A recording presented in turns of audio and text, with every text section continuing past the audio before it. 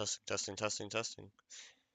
Let me get my phone as well real quick. I'm gonna go share the link with some people.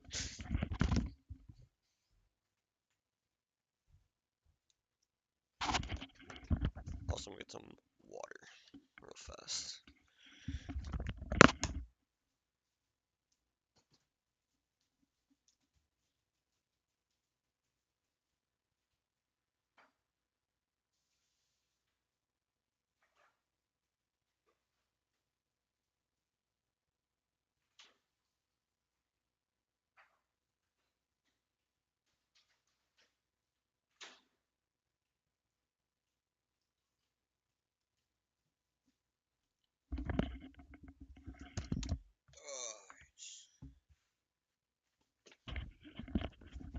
Alright, let me go post this link at the appropriate zones.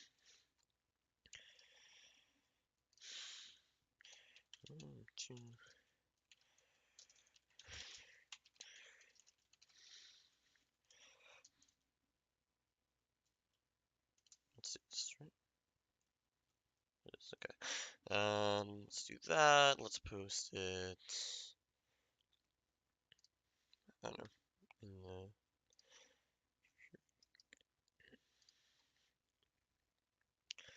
video.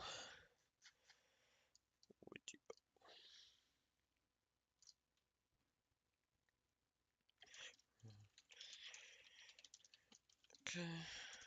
Video, YouTube. The huge. Okay.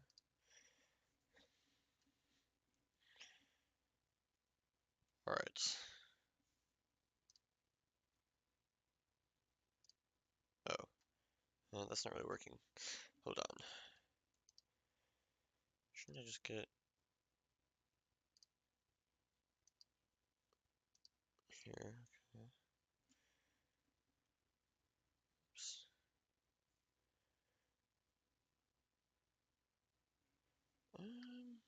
Well, I'll do one thing real quick. Let's go here, let's go here. This is probably better. Ba, ba, ba, ba. Edit. Try that. Yeah, there we go. Okay. Post it in several places. Maybe I'll post it in a curved as well.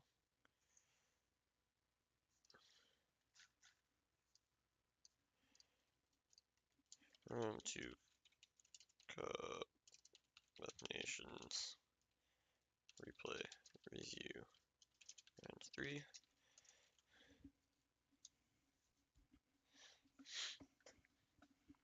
Okay, that's good. We have like 15 replays, so we better get started. I'm gonna try to go faster because I don't want to be here for like 2 hours, but probably won't end up happening anyway. First one, Asera versus Ragnar from my group. Me, Asera, and Ragnar are like the top players in the group, so I already posted me versus Asera, so I figured I'd post Asera versus Ragnar. And me versus Ragnar was not very close, so not missing a whole lot. Here to my phone. There we go. Alright, so we got Asera's POV. This is game 1. He's got 3 Tarantines, makes sense. He's got some 5 Cav. He's got only 3 Thessalians. He also has a Citizen Cav and Liberal Cav. That's fine. A bunch of Thurio Spears. And only 3 Slingers, whatever. Some Italian swords, some Pneus. Now, I think when you're facing Samaria, I don't know why you bring Thurios. Like, what the fuck are Thurio Spears? It's not like he has Cav. Like, all his Cav is shit. I think he just wanted to get numbers to rush and outflank. Ragnar has 3 Armored Horse Archers, very nice. He's got a Sumerian Noble Hoplite Gen. He's got 3 Sumerian Noble Hoplites. He's got 3 Scythian Hoplites. He's got 2 Step Spears, 3 Pick Peltists, and 2 Sumerian Heavy Archers with 4 Lancers. Fair enough, pretty good. Asera's gonna flank with 1 unit here, but take a 2 versus 3 here. And he's already getting shot up pretty hard by the Armored Horse Archers. These Armored Horse Archers are awesome. Very good unit. They have really good melee stats for a Horse Archer. And they also have 40 damage and good armor and all that. So they are pretty much cream of the crop. Now, he is going to be out infantry, of course, Ragnar, but he has 3 Pick Peltists, and he has enough Cav to hold on, you would think. Ragnar needs to be careful about this, though. I mean, he's fine to surround right now, but um, when he gets closer, when a Sarah gets closer, he needs to be careful that he doesn't have his horse archers caught behind. He's resting, which is good. He's still fresh, so this isn't really a problem right now. But again, he wants to return his horse archers back to base when the frontal attack comes in. That way they, or not even on like behind his lines, but at least like near his lines, so that you can defend against cav attacks on the flanks. Right now, I'd assume Sarah would try to push this flank because there's no horse archers there, right? He's just gonna abandon this flank. Do not pressure into the horse archers. Just attack the other side. Anyway, slingers are shooting, trying to shoot down to the Chimerian heavies, but the Chimerian heavies can take this with their 35 armor.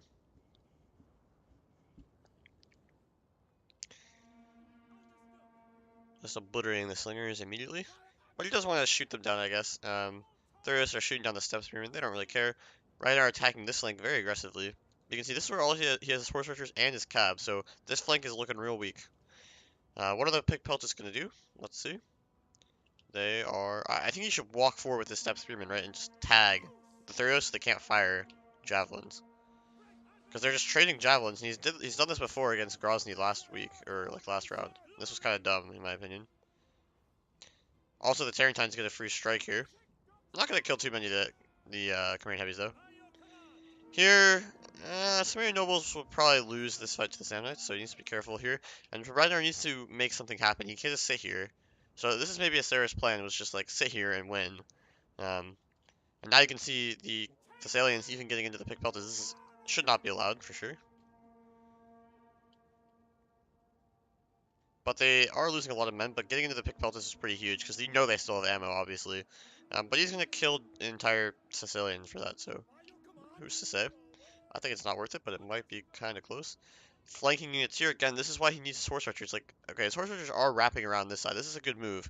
But now this flank is abandoned, right? So, Sarah just attacking where the horse archers aren't is good. Again, if he had horse archers here, he would just be shooting this unit the whole time, and it would be really bad. But he's not doing that. Okay, Big Pelt is going to survive with 62 men, so not a huge loss, but some casualties for sure.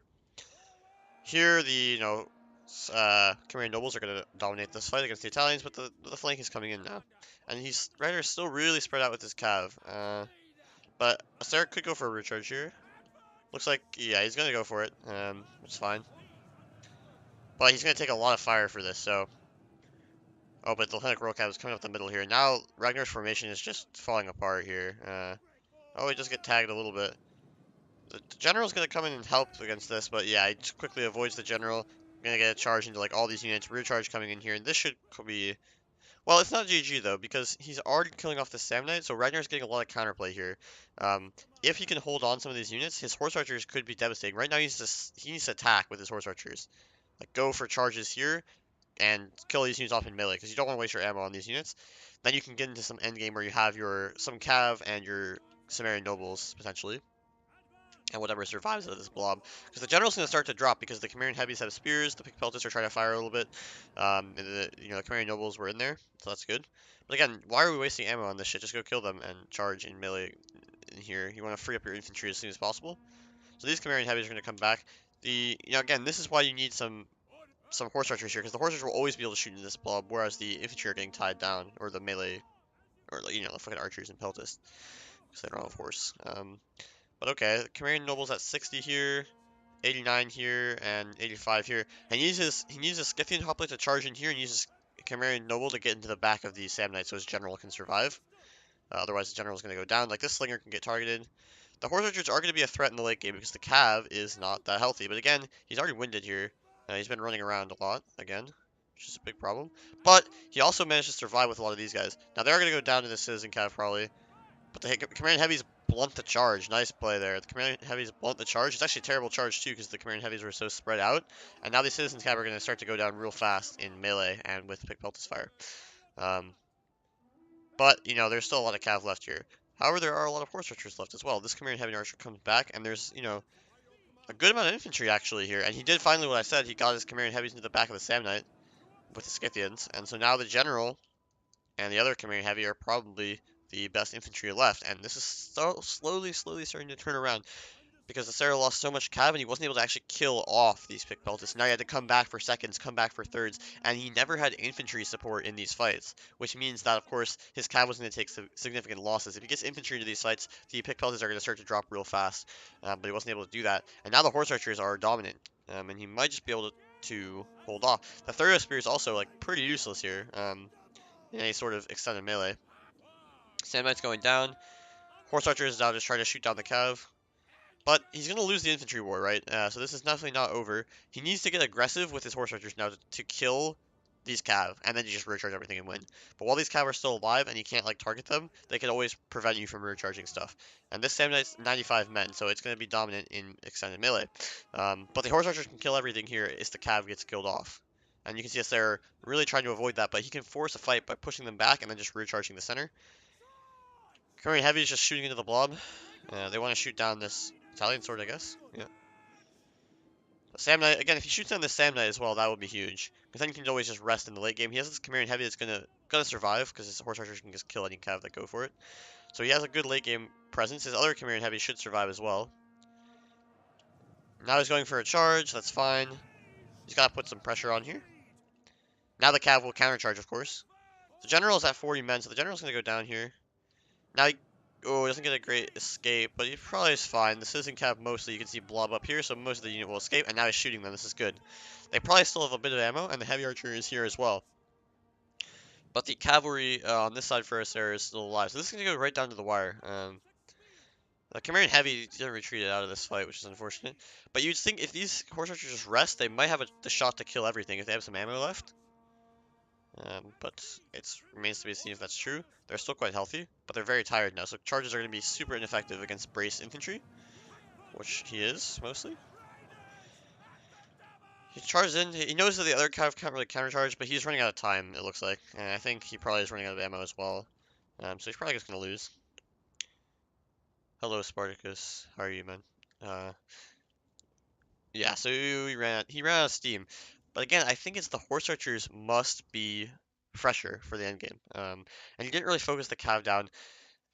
It was close, but I think he needs to use his cav a bit better to block. He let the cav get into his peltis on that first time. If he instead had sacrificed his lancers, it would have been better because then his units would be able to fire a bit longer, kill some cav off, and then yes, the cav would eventually get into the peltis and the archers. It's kind of inevitable. But at that point, they would be weaker, and then they would be able to do more damage. The Lancers, I think, got wasted, and the Horse Archers, I don't think, had as much impact as they could on the flank. Again, I really think he needs to put them near his army when the attack comes in, so they can just shoot things that try to flank. Acer very smartly only attacked the flank where there was no Horse Archers, so he could just run around for free, and you saw that Tarentine and that Thessalian in his rear the whole time. That was just unpressured. But anyway, let's go to game 2. So looks like Acer goes for a slightly different army. Ragnar as well, slightly different. So let's see. Acer has the same cavalry force. 3 Thessalians, 1 citizen, 1 Hellenic Royal. He has the same infantry force. 3 Samnites and 3 Italian swords. But now he has 2 slingers and an Agrionian axeman, which is interesting. Not really sure why you want an Agrionian axeman in this battle matchup, but okay. He has 2 Throw Spears now and 1 Militia Hoplite with 3 Tarentines, so not a whole lot different. Just traded a Slinger and a Thurios for a Militia Hoplite and an Agrionian Axeman. But again, I'm not sure why you want these Javelins, really. It's like, there's all that much to actually Javelin. Ragnar switches things up. He has a good old 4 Armored Horse Archer attack, which is very nice to see. I think this is good. And he immediately owns this Tarentine, gets 11 kills on it. That's a huge start to the game. He's also getting shots over here. So Sarah getting a little too close to the Armored Horse Archers, which are now getting a little too close to these Slingers. They wanted to get this volley off, I understand. He's in range. He can take these shots to get the volleys in. And yeah, he does that. Doesn't really kill too much, but probably was worth it anyway. Yeah, that could have been pretty devastating. So now he's brought a Samnite out here to screen. Ragnar's army, 4 Step Spearmen up front to support 3 Chimerian Heavy Archers and 1 Pick Peltist. 2 Pick Peltists, very nice. And then 4 Chimerian Nobles and 3 Lancers. This is a really nice army. I like the look of this. He has the risk of being overwhelmed, of course, because these Step Spearmen are quite weak. But if they can go into square and just survive, then he'll get a lot of shots off. He has 4 Horse Archers. They dominate the flanks. this looks like a pretty straightforwardly logical army. And Asera only has 6 melee, right? So, and 3 of them are Italian swords, plus, okay, plus these Therios spears and shit that are bad, but he only has these 3 melee Samnites, so if he can lock the Samnites down, get kills on the Italian swords, he can easily win this, I think. Can Ragnar, but he has to be worried about being overwhelmed, of course, that's Samaria's biggest weakness. Samnites here are already down 9 men, this is huge because that HP damage is going to make these Sumerian nobles are going to have a good time. Sumerian nobles are good, very aggressive spear unit, which is nice, but lacking a bit defensively. Only 80 armor. It's pretty bad. 65 health is good. 60 melee defense. Yeah, they're just a very attack heavy unit, basically. Which means that if units are low on HP, they're going to do exceptionally well. Cimmerian heavies trading with the slingers.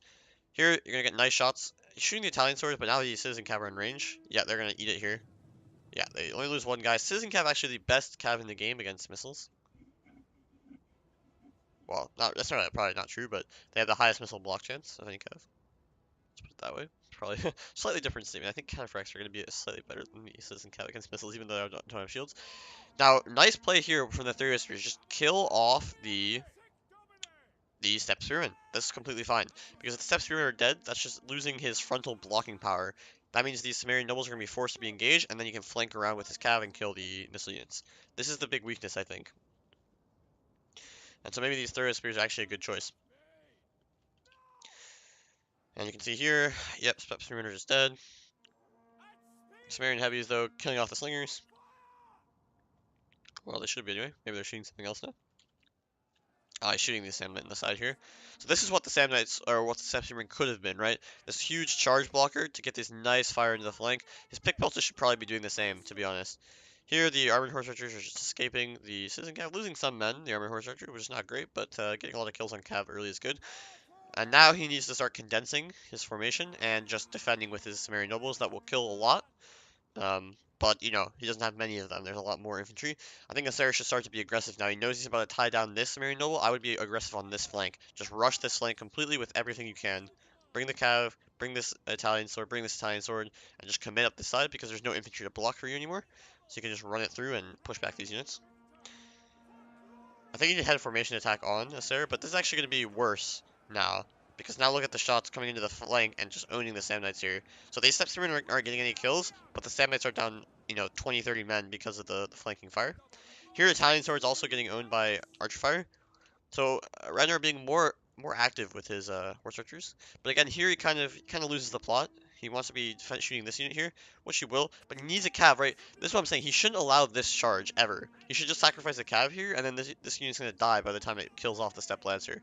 So I think this is a bit of a mistake, because getting a clean charge into the pick pelters is not great. Now infantry are breaking through, and you can see Asera is coming through this side. He's also a bit aggressive on this side, which is fine. This Thessalian gets stuck for a second, which is huge. And now you can see, yes, this is the right thing. Countercharge with your Lancer, and you're going to own the Thessalian because the Thessalian's already weak, and now it didn't get into your units, so that's pretty big. But now, you know, Acerus, he has more units. He can bust through everywhere, and it's okay. Like, he can afford to take this attack and just slow it down. Slow everything down. Yes, he'll lose some units, but he just needs to do the damage while the units charge in. So this pick Peltis is pretty much dead, but look at what this Ragnar is doing. All horse archers return to base and shoot down the attacking cav units. This is perfect. This is exactly what you need to do every single game ever. Let's see if they get a volley here. Yeah, they're getting the volleys. And this unit is about to get absolutely obliterated. Very nice, very nice. He goes for a recharge on the general. The general should be able to afford that. The Sandman's pretty weak here, so he'll probably win this fight. So now you can see, yes, he's losing some men, but he's keeping some archers and pelters alive. His horse archers are here to massacre any attacking cav units. This Thessalian probably won't even do anything to the Cimmerian heavies, to be honest. Oh, they get a volley, so never mind. The Citizen Cab is going down. The Samnites are returning, or the Terrantines are returning some fire, but that's okay. The Citizen Cab is dead. The Thessalians are mostly dead. This is starting to look really good, but the General is very healthy here, so Ragnar needs to be careful. Certainly he doesn't want to... Well, he doesn't want to overcommit with the General, but you know, it's a threat. And now he needs to be very smart about how he uses his ammo. He needs to shoot Cav. Cav, Cav, Cav, Cav, Cav. The Sumerian heavies are doing a great job against these Cav units. Killing them off, tying them down. And the Sumerian noble infantry, as I said, only the Samnites are a threat. And here the general is behind this flag here. The general should be pretty healthy here. He has 76 men, 39 Samnites. The general losing some men for Epirus as well. And these Sumerian nobles 114. These Sumerians 95. So the Sumerian nobles are extremely healthy. They are going to win the infantry war. And all he needs to do is kill a lot of cav while they try to chase these archers down. It's even okay if the archers die, as long as the cav is absolutely obliterated, because then the 4 armored horse archers are going to be devastating in the late game. Here, okay, the armored horse archers commit against these Tarentines. They'll win this fight with the support of this armored horse archer. Of course, again, fatigue is a problem here. Not good. He needs to be using his second winds, I think. Like, when he brought his archers behind his lines, his horse archers, he should second wind them. But anyway, you can see these, low cav, these low infantry even, are just getting obliterated by the armored horse archers, which is very nice. These Tarentines might actually win, of course, because there's a Samnite here. So there is a Samnite, there's a few Italian swords, but the center is lost, and this area is giving it up. That's okay. He's gonna get the kill on all the archers, so that's a plus. So we're gonna be into a no archer endgame, but there's gonna be a lot of Sumerian noble infantry left. I don't think there's probably enough infantry for Epirus, to be honest, because I think one of the big things was those infantry took early damage. This Samnite on the right flank took damage to the archers in the beginning of the game. The Samnite in the center got shot as it was killing the steppe spearmen. You can see right here, actually. You can see all the deaths there. And so the Samnites were not healthy, which meant that they were just really easy targets for the Sumerian nobles in the late game. And then Asera had to chase with the remainder of his infantry to kill these archers. Some of them got isolated, like that Italian sword over there. But the horse archers did a magnificent job shooting down the cav. And now you have actually still a pick peltis alive, which is very nice. You're going to have a lot of infantry left, but more infantry for Rag, and this should be pretty clean. Okay, the pick peltis is going to go down. Ragnar not deciding to try to save it, probably doesn't have a lot of ammo here. But he knows he can just win by boxing, essentially, with his noble infantry. And then using his horse archers as well. It's actually a pretty close endgame. But, yeah, he goes for the YOLO charge, right move. He YOLO charge blocks everything. He gets his horse archers out. So his horse archers are super healthy here. They're pretty tired, but, that's okay. The Samnite shouldn't be anywhere near sufficient to kill this many noble hoplites. And, of course, he can use his general in reserve here. The general gets one nice charge, but the counter charge from the armored horse archer is very nice. And eventually the general should just clean this up. The other armored horse archer is very healthy. And yeah. So nice play from Ragnar. I think his army was better. Asera played fine, but I think he lost too many Samnites. He needed to kill the steppe spearmen with not Samnites, so his Samnites could take down the heavy infantry. But anyway, we get to go to game 3, so that's nice. Why not? Agriani's with 107 kills, but probably mostly on steppe spearmen, to be honest. Which is pretty low value kills, but he did need to get rid of the steppe spearmen somehow, so whatever. So game 3, all to play for. Ragnar changes it up again. Interesting, because he won pretty decisively, I would say. Asera changes up as well. Asera goes for kind of what I expected from the beginning, which is a full rush against Samaria. He's got a fuck ton of cav. He has 3 Thessalians. He's got a Hellenic Royal cav. He's got 2 Citizen cav. So just full on rush here. He's got 3 Tarentines. He's got 5 militia hoplites.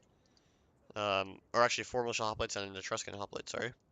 I don't like the Etruscan hoplite, but okay. I think a Thuria spear might actually be more valuable than the Etruscan, or just get another cav, to be honest. And then Samnites, Italian, Samnite, Samnite, so 3 Italians, 3 Samnites, 4 militia hoplites, 1 Etruscan hoplite, 3 Thessalians, 2 Citizen, Hellenic Royal Cav Gen, and 3 Tarentines. Different approach from Ragnar again. He's got 2 armored horse archers and 2 regular horse archers this time for 4 horse archer total. He has 4 steppe lancers, very nice. And he brought steppe archers. This is huge. Steppe archers against Sarah's army is a pretty perfect choice because he doesn't have any slingers to countershoot them. But he only has 2 pick peltis because he has 5, count them, 5 Sumerian noble infantry. So, bit of a different approach. I don't hate it, don't love it. There's a lot of infantry on the field for Acer, but there's also a lot more infantry on the field for Ragnar. He's got 2 steppe spearmen and a Scythian hoplite in the front as well. So it's not going to be a game dominated by missiles, for sure. But there are 2 fake peltis and 2 steppe archers, which just means that Acer is going to have to get aggressive, right? If there are no missiles on the field for Samaria besides the horse archers, then Acer could just chill, take the fight slowly against the infantry and probably win. But the pick peltis and the steppe archers means he has to go aggressive with his cav to kill them. Otherwise, he's going to do too much damage, and he's going to lose. So he has to try to kill them at some point. But he has good defense with all these fodder units. The steppe spearmen, the Scythian hoplites, the steppe lancers, and 5 Scythian nobles with the horse archers. It's going to be very hard to get them. So we're trading javelins here. This isn't cap. Kind of goes for a bad move here. Wouldn't do that. He's trying to surround, yes, so he usually sacrifices the Scythian, the Citizen Cap, but this is just cringe. Like, they're just gonna die. Ragnar won't, hopefully won't miss micro this anyway. He needs to be getting more shots, though, on the Citizen Cap. But he is microing it full time, you can see. The Citizen Cap are starting to go down. Again, they'll go down slowly, but... Oh! Almost got caught. Oh, shit. Engagement, engagement. Okay, so... Here... The Citizen Cap just ran around the Step Lancers, going for the Horse Archers. It's not really going to do much. One Lancer dies to the Thessalian. Again, you want to only engage with your Lancers against the Thessalians, where your infantry or your archers can shoot. That's really big. Here, just flanking action. The general, the others get the. He needs to rotate this way essentially, because this is where the rush is coming. Here he's getting away. 42, 49. His horse archers aren't taking much damage. He does have his 2 armored horse archers behind his lines. Very nice. But he needs to move his archers this way and start to engage over here. Okay, Scythian Noble gonna, sorry, Sumerian Noble gonna go kill off these Italian swords. Very nice.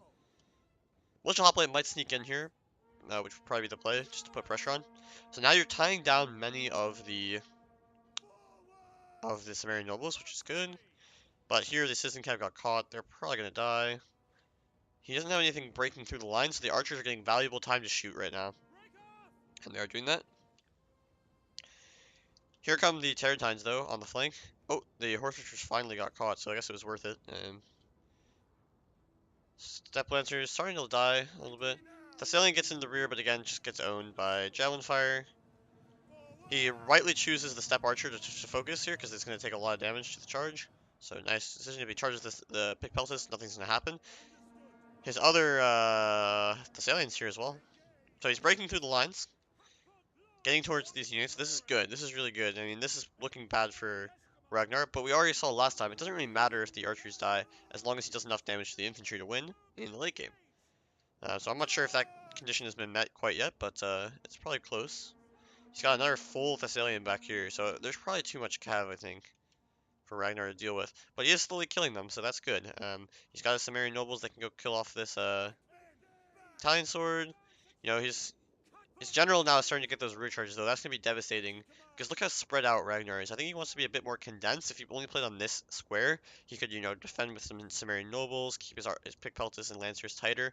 I think the problem right now is he's so spread out that he can't defend everything against so much cav, which is obviously, you know, going to happen. Sarah has 2 more cav units on the flank. This horse archer is escaping for now, but it's, you know, it's almost routing, but to get out of there.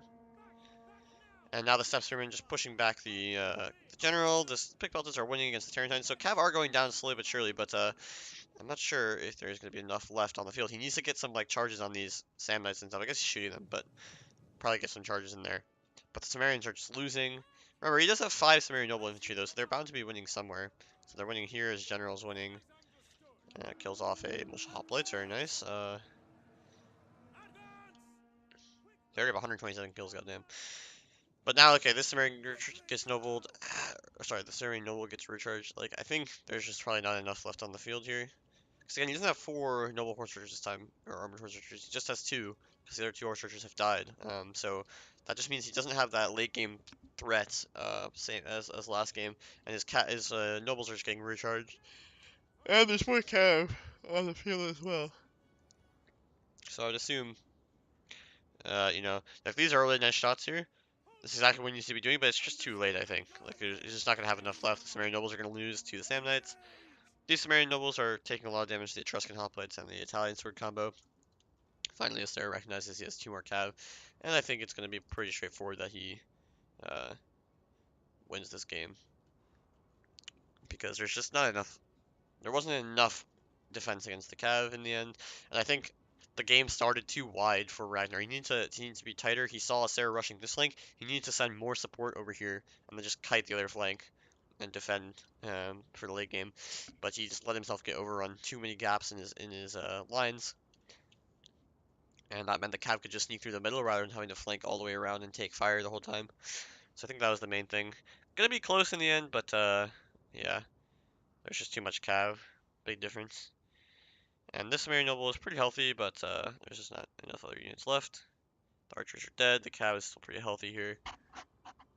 And yeah, that should spell disaster.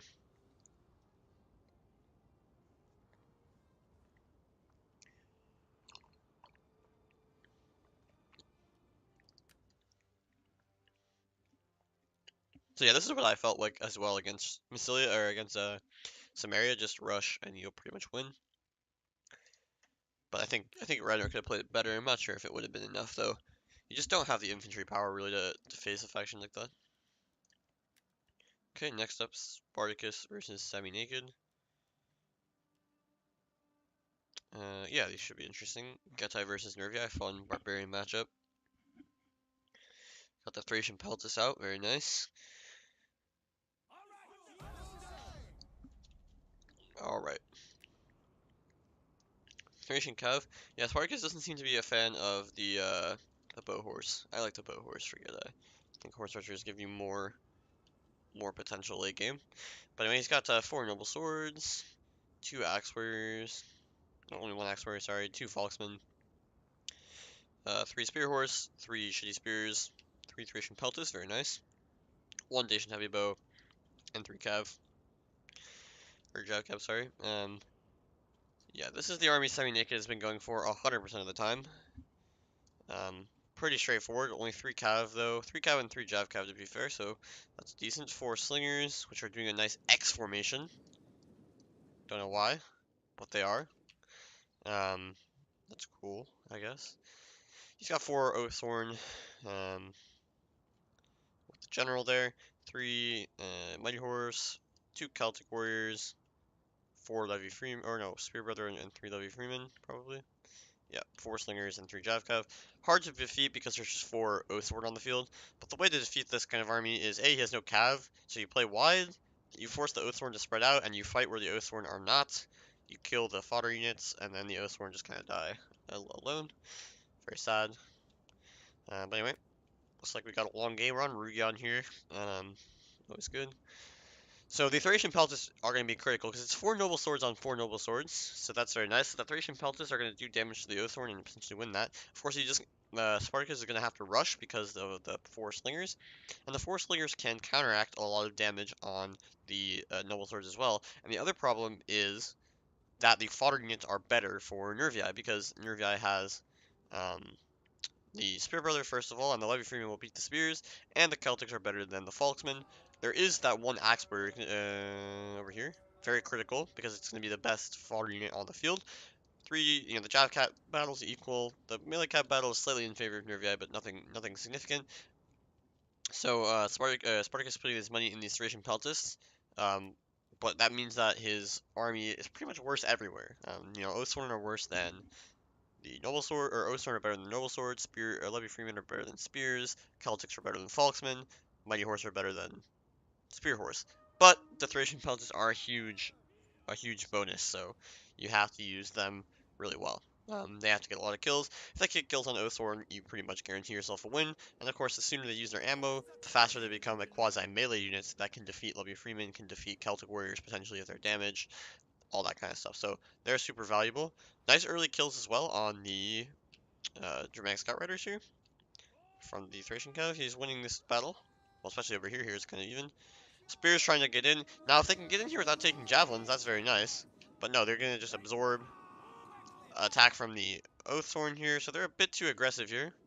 But he needs to rush, so this is okay. Now the Thracian Peltis should be obliterating this Oaththorn. But you can't really afford to lose these spears for free. So he's going to try to pull them back, but it might be a little too late. Nice engagement here. Gets a nice charge. Okay, so he is managing to pull back the spears, but they're taking a lot of damage. Now the Cab is being more aggressive here, getting into the Noble Sword, so this is not good. The Cab is countercharging here, but you can see his Oathworm are following up, whereas there's no follow-up here. So that's not good. Over here, well, something got obliterated. Mostly Levy Freeman, looks like, and some Cav. So nice charge there. The bowmen doing their work with some javelins.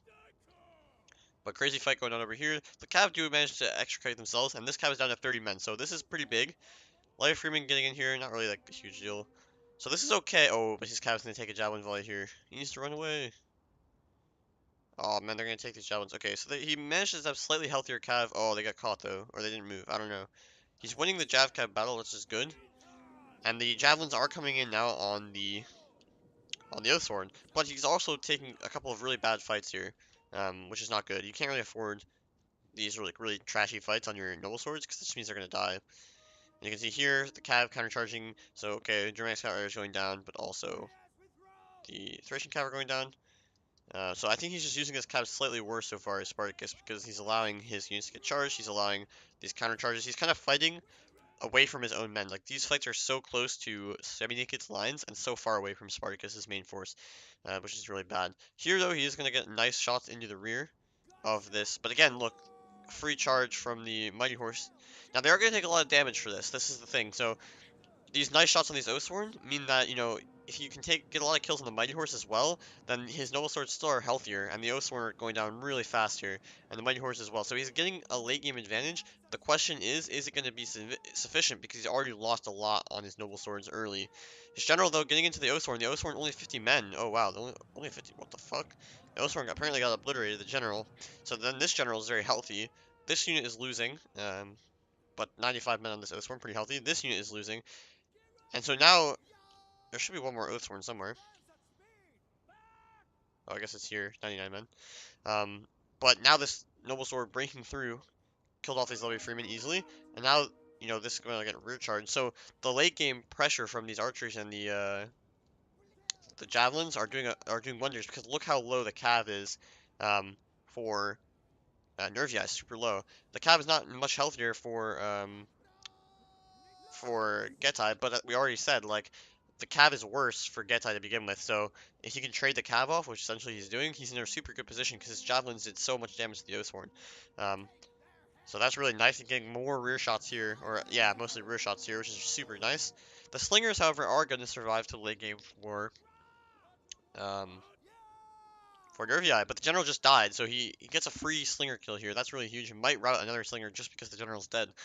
They're rear shooting the Getai general, but the general for the Nervii is off the field, and now there's just too many noble swords left. So I think Semi-Naked took a really nice fight on this flank, but on this flank he like tried to run away, and then he got like his cav shot up, and his Oathsworn shot up as they tried to run away. So this flank just won decisively, especially with the Axe Warrior here as well for Spartacus, and then he just crunches everything. And the general, I'm not sure how the general lost so many men.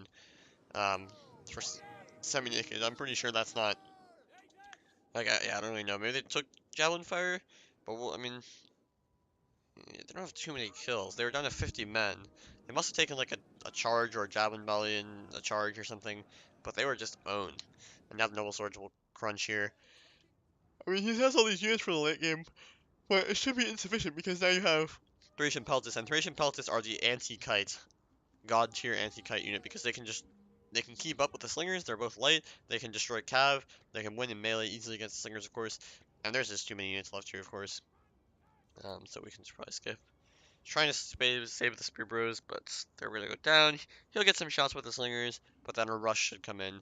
Also, his general lived, it looks like. He's got this one big unit, but again, they can't do anything to the Bowmen and the Thracian Peltis anyway. He's very tired, I guess, so he might need to rest. Rather than just straight up chasing, but either way, it's probably fine, because he's a huge-ass Noble Sword here. The red line is somewhat near. The corner of the map is somewhat near. He goes for this aggressive attack, but you can see, like, maybe he kills the general on that charge, which is probably a good play. But the Thracian Peltas are never going to die to Javkev. Now these Thracian Peltas can just chase the slingers directly, and they can kill this unit. And okay, game over. But nicely played in the end from Spartacus, I think. He managed to overcome a kind of rough start by having that other flank, his right flank, dominate heavily. I think Semi-Naked needs to realize if there's Thracian Peltas on the field, you can't just run away. You need to commit aggressively, try to flank, try to win before you take a fight with your Oathsworn. You want to fight with your other units because the Thracian Peltas can't waste ammo on them. They have to save the ammo for the Oathsworn, of course. So if you can win on the flanks with your better support, Spear Brother, Celtic Warrior, Levy Freeman type of thing, then you can start surrounding and push the Levy Freeman or the Thracian Peltas back, and then you engage with your Oathsworn. Um, of course, you have the Slingers as well to shoot things, so you can play a little kitey at the start of the game. Okay, let's get into the next game, game 2. Over Medlin, maybe? Medlin. Spartacus has, it's probably the same army, he won, so, yep, same army exactly. Very nice. Thracian Cav, yep.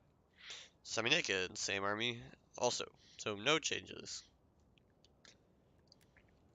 So Kind of the same thing applies. Let's see how much damage the Thracian Pulses can do. It's literally the game where the Thracian Pulses decide the entire outcome of the game, and the Cav as well. If the Cav can get good charges and not get punished for it, and like change, if a Cav gets into a Noble Sword and then Oathhorn follows up, it's gonna be a devastating win for the Oathhorn. The same thing if the Cav gets into the Oathhorn and then the Noble Sword follow up. So it needs to be, I think, like Spartacus just wants to trade Cav charges evenly. He wants to block any forward charges with his own Cav. He wants to block the Levy Freeman with his own spears, whatever, Just trade everything equally, and then Thracian Pal just dominate, and that's all good. Got some skirmishing, got some slinging. He's got a rush again. He's got the Dacian heavy bows, but they're not really gonna do much against 4 slingers. So now we have like a pretty much straight up fight. Again, he's gonna lose all of these duels, and he's so aggressive here. I don't like this. You're running into like so much javelin fire if you just run forward like this. And the spears are gonna lose these fights, so he's gonna support with his axe warrior. Very nice. Falksmen as well on the flanks here. They're getting shot up though, so he needs to like run forward or do something with them. They're just getting fucking owned. But he's gonna win on this flank because he has the axe warrior here, so this is fine. Oh, he's gonna let this cav charge his Falksman and kill everything. Oh shit. Oh shit. Oh shit. Okay, they lose a few men at least because the Falksmen have such high attack. And the javelins come in, so okay, actually not a terrible trade. 69 men, nice. It's okay, engagement up the center is just being won by Levy Freeman as you'd expect. So this is fine. I think you can trade a Noble Sword versus Oathhorn battle. So now this Cav actually took quite a bit of damage from this charge. So this is actually pretty good. I'd say pretty good results. Killing so many Mighty Horse with this Archer Fire. Over here we have some weird ass skirmishing battles. I wouldn't be taking these fights. Like again, it's just so far from any support. He gets caught, loses the Thracian Cav for free. Not ideal. Here he did chase this Germanic Scout Rider at the end of the map, but he's just losing this fight, so it doesn't even matter. Over here, oh, this Cav got caught. He can support this Cav fight and win, though. Here, the Axe Warrior should be dominating this fight, yeah. Here, he had to sacrifice, he had to use his Noble Swords against the Levy Freeman because it killed the Spears, and now his Oathhorn gets a countercharge. But, of course, the Thracian Peltas are still involved in the fight, so that's nice. At very close range as well. But he needs to get better angles. He wants to put his unit like right here so he can get flanking shots, probably. Or actually better even right here, but there's too much support. This Noble Sword getting shot down pretty heavily. His general is okay for now. But yeah, he lost some cav, but he also killed quite a bit of this cav unit. But this one, it's better for semi-naked, of course. Here, Oathhorn 87 versus 89. He's probably doing so much friendly fire here, to be honest. Like, you can see all these deaths here. It's probably a lot of friendly fire. So I don't like his angle here. It's very hard to hit this unit from here, which just means his Noble Swords aren't winning this fight decisively, despite the Thracian Peltas like shooting so much in there. He pretty much has to charge here, right? Like, he can't run away and just let his archer die. Yeah, he's gonna do it. Bit late, but it works out. He's got spear support here. He's got cav support. His archers can fire into this blob. It's okay. His mighty horse are gonna lose. I mean, with the support, they'll probably win, but it'll be close. Here, he has a numbers advantage of Noble Swords here, so he's just busting through. This is good. I mean, he gets a counter charge with his general and everything. The Thracian Peltas are just obliterating this fight. But look how close. Okay, no. The Noble Swords are winning this. Never mind. This spear needs to come defensively here. He's got a full cav back here. Because he kind of over-rotated his cav to this flank. So he's going to get a clean recharge here. He does turn around at least. And it's a pretty nice recharge. It is a pretty nice recharge. But it's not great because he's going to lose this cav, essentially, probably. He might be able to pull out, I suppose. It doesn't do too much, too much damage on the charge.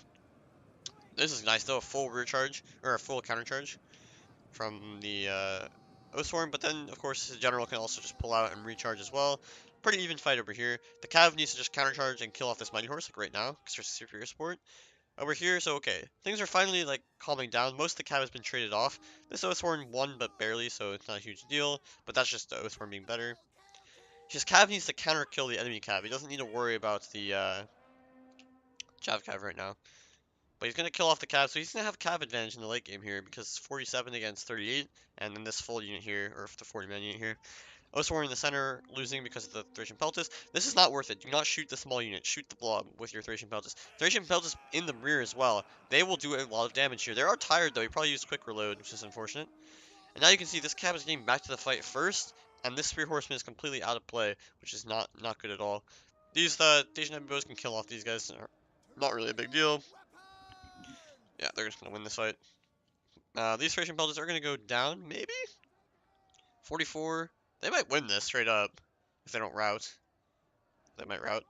Over here, big blob.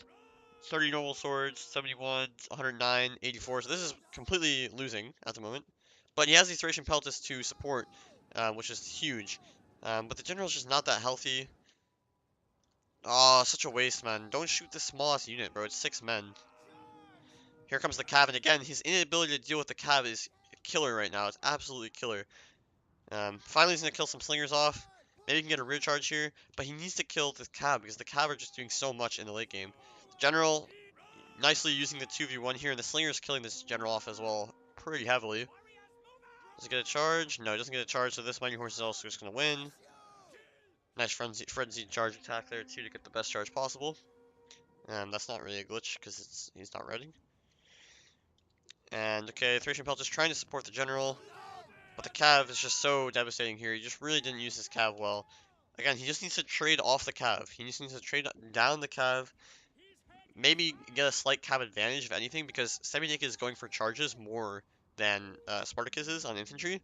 So all he needs to do is just trade down the Cavs until he has a slight advantage to kill the slingers with.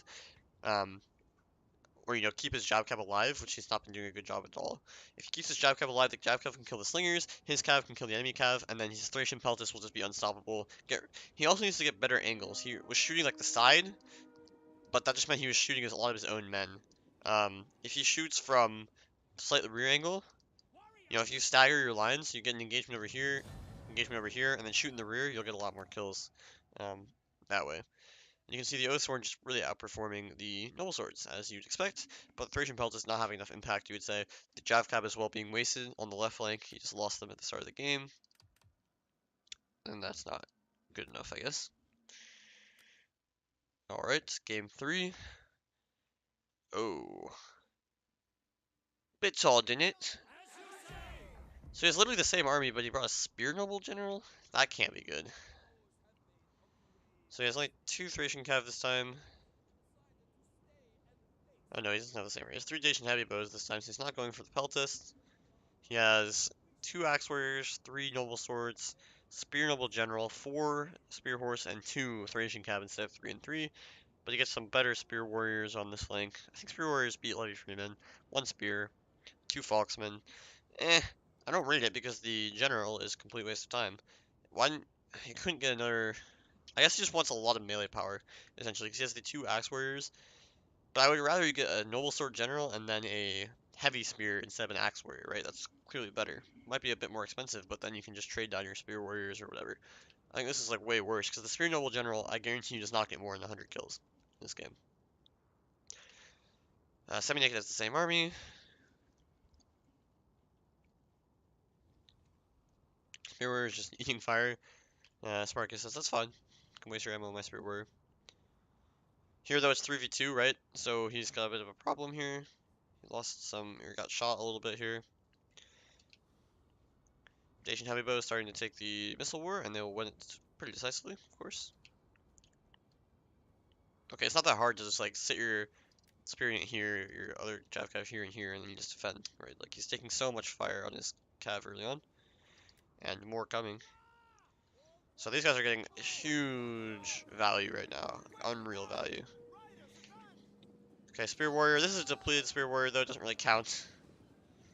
Here the Axe Warrior is just gonna kill off Levy Freeman easily. Axe Warrior killing Levy Freeman. Falksman can countercharge the Celtic Warrior here, which would be nice. Okay, he tries to bait out the charge. Does he just go for a recharge here? Yeah, he does. I don't rate that. It's just an Axe Warrior. You'll do some damage to it for sure, but you're gonna get caught in here. I guess he's trying to run away. It's kind of cringe, to be honest. Yeah, gets mostly out, I guess. Catches a Javka, very nice. Here he's going for an aggro charge. This is good. This is something we haven't seen, especially if he has a more cav now. He should be going for these charges here. Oathsworn down to 80 men as well. What the fuck did happen to them? These Oathsworn are just getting like, I think they killed a Falksman actually. Yeah, they 57 kills. They probably killed a Falksman. But it means they're gonna die to the other Noble Swords. This is good. Cab on the flanks, catching another Scout Rider down. Levy Freeman breaking through the center, but that's just sort of temporary. These Axe Warriors will just kill them. Big ass fight over here. The Noble Swords are going to dominate this fight, but there should be a spare Noble Sword. Oh, well, actually, no, it's the Spear Noble, right? Surely the Spear Noble can just absorb this charge using their epic expert charge defense. Goes into shield screen, okay. That's good. 113 melee defense. Should be hard to get any hits, right? Oh shit, they glitched. Oh, too bad. You glitched, so you lose the game. And this is why you never use shield screen, basically. Oathsworn should be losing on the flank, yep. Oathsworn winning in the center, but it's very close. Essentially no difference there. But the nobles, the Oathsworn general is spare. Over here, this noble sword's also spare, so fair enough. And the Dacian heavy should be obliterating right now. But he needs to shoot this Oathsworn because they're gonna start killing the noble sword general or noble spear general and just win the game. And again, he's taking these fights where he has no support. Literally no support. There's so much support here. He's getting counter charges on this Noble Sword as well. Slinger is starting to do some damage. And now he needs to take advantage of a cab advantage that he does have to just surround, right? Just collapse, surround, kill things. Nicely done here. Gets to the Slinger. Falksman can counter charge here. Noble Sword can come in over into the center. And the Noble Swords are, or the Oathsworn are getting shot in the center, but there's 3 of them here. So there's this big problem. Big problem here. This Oathsworn 66 against 39, that's basically nothing. And now the question is, can the Dacian heavy bows this time make a big difference in the game? 95, 47, 87, so not the most healthy units here, but the general's gone. He got 15 kills against Oathsworn, very epic. Not a fight you can take, apparently. But he does have the advantage on the flanks here. Over here he's winning, over here he's winning. Gets that rear charge into the Noble Sword. He has a huge Cav unit here, but Cav is not super effective against Oathsworn. But this is going to come right down to the wire. He does have this big Cav unit here again. You need to trade off the Cav. This Falseman doesn't need to chase yet. Just commit. He needs to kill this unit. Really, really important to do so. And he has this big Spear Horseman to do it. Spear Brother, though, doing a lot of damage, tying this fight. And now the other Oathsworn's going to rear charge here. He needs to, like, shoot them in the back, I guess. But it looks like he's not running out of infantry yet because he has this flank of really healthy Noble Swords. Gonna kill off the Mighty Horse as well. And here, this Oathsworn's pretty right. Stop shooting them. Stop shooting them, please. Shoot the general. Shoot the general. All hands on deck. Shoot the general. Because this unit is like pretty much dead, right? A cab charge can kill it. He needs to get the Falksman around the flank and just like obliterate the gen right now. He's gonna win against the general here, so this is gonna come down to the wire. He's pulling out his cav here. I don't love it. I guess it gets out. Over here, yes, these units are losing, but that's okay. Not a big deal. As long as you can keep some of your units alive to kill the general here. And he probably doesn't have too much ammo. Yeah, these guys... No, they still have ammo. They still have ammo, I think. These guys also still have ammo. But you need to be very, very considerate about who you shoot right now. General gonna go down. He brought the Falksman over here? No, the Falksman should have recharged the general. He needs to kill this general with as many men remaining in his noble sword as possible. That way he just has a free kill, a free win there. The cab is going down. Trading everything out here, that's fine. Oh, but how are these archers getting caught? No, we need all the ammo that we can get here. Exhausted Spear Warrior. I mean, there's no point in chasing, right? You're never going to catch this Levy Freeman. You just need to run away with your archers that are fresh. They will never die. And then just kill the general. Which is sort of happening. But he used... you should never use Headhunt there. There's no point. You were winning in melee. Now your unit is exhausted. The general's fresh. And now you lost this fight for sure. But the Cav will kill off these two Oathsworn pretty easily. Oh, nope. Maybe they're just going to rout. I don't know. Really? Huh, okay, well they just died, so now he's probably just gonna lose. Very close fight, but dude, the Noble Spear is such a waste of time. If he didn't bring the Noble Spear, he easily wins. Wasn't able to kill the General, unfortunately. Popping Headhunt there, again, don't pop Headhunt until you need to not rout. Oh, he also has a full, okay, he has a full Scout Rider here, so he's winning.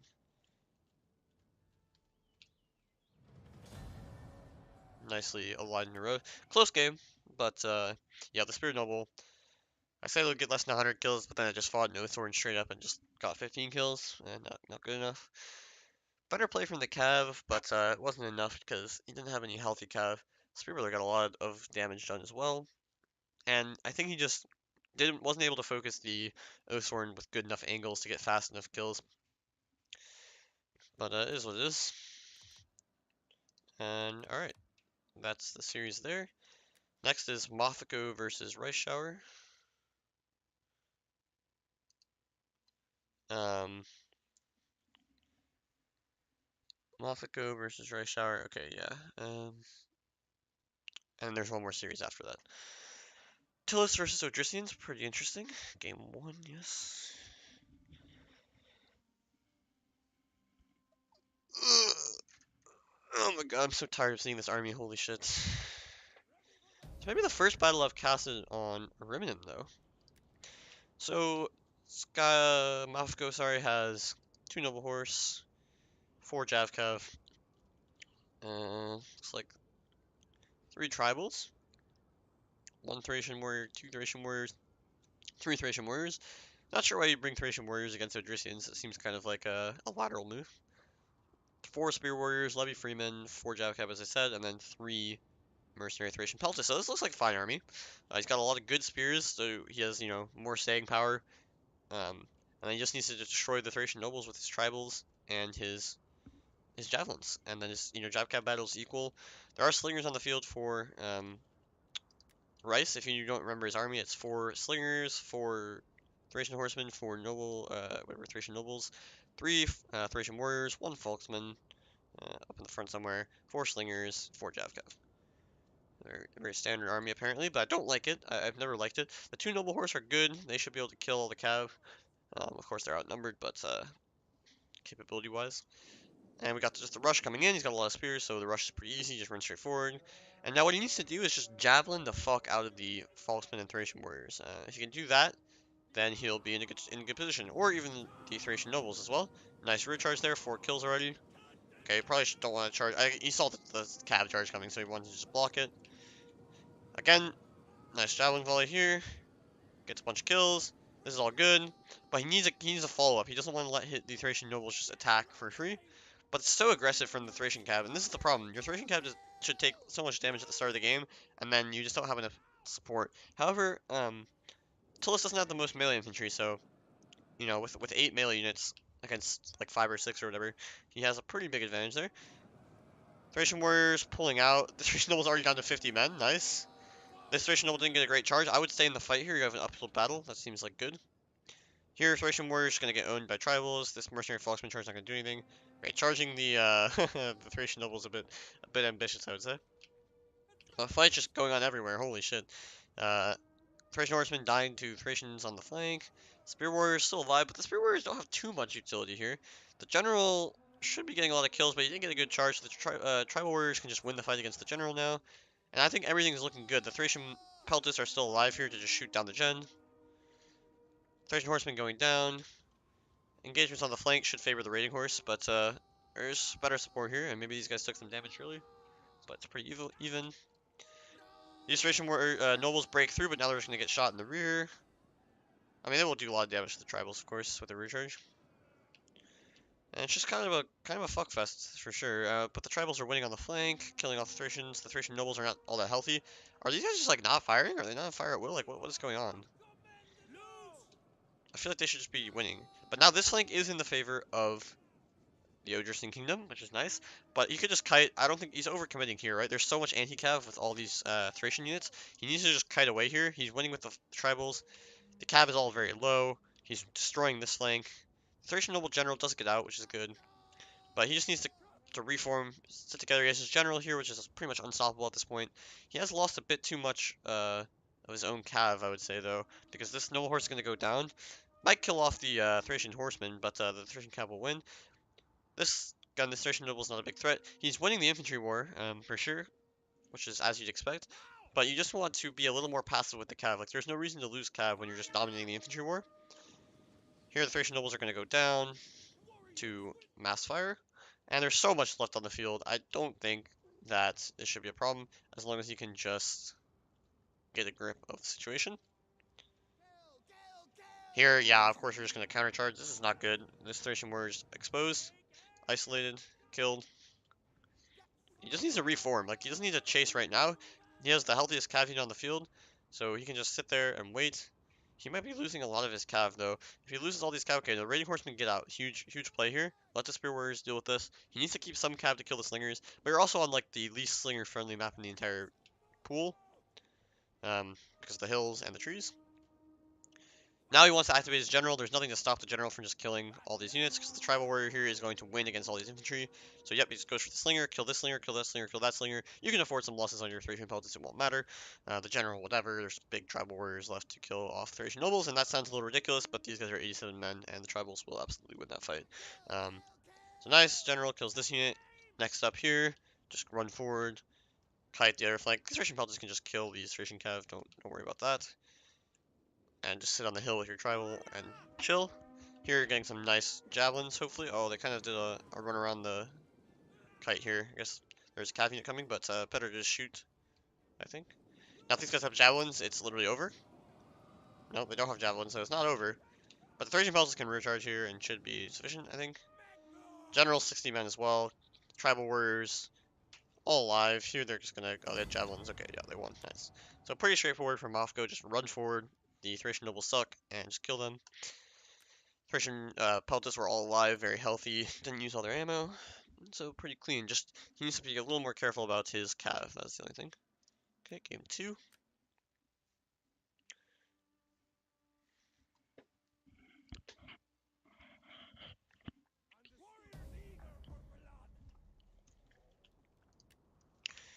All right. Looks like same armies from both sides. Oh no. Sorry, not same armies. Decides to change it up. He has only 3 Thracian nobles this time. He has 1 Thracian warrior, 4 Thracian warriors, so 1 less infantry unit. But he brings a cav unit instead. Thracian royal cav gen. 5 Thracian slingers maybe. Yeah, 5 slingers.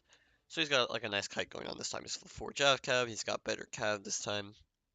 Still got good melee force with the 3 Thracian nobles, but the kite really suits the nobles more because they don't have to go into like a slugfest. You know, Thracian nobles don't like a slugfest. They like to kill units for free, just KO, move on. So a kite will allow that much better because you're gonna spread the enemy out, and the Thracian nobles can just take some free fights whenever they can against more isolated units.